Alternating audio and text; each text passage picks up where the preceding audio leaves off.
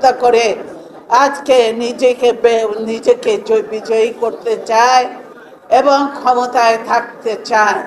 কিন্তু আগামী দিনে সেজন্য নিরপেক্ষ নির্বাচন চাই। হাসিনা নিজেও নিজেকে প্রমাণ করা উচিত যে নিরপেক্ষ নির্বাচন হলে কতটুকু জনসমর্থন তাদের আছে এবং বিজয়ী কারা হয়।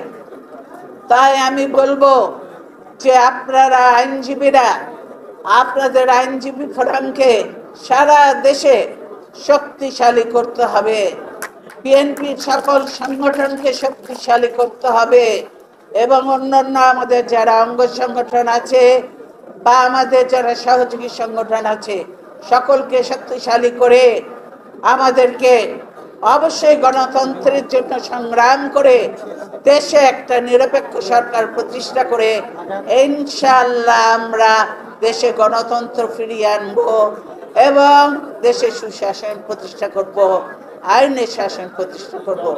আর আইনজীবী ভাইয়েরা আপনাদের সকলকে ধন্যবাদ।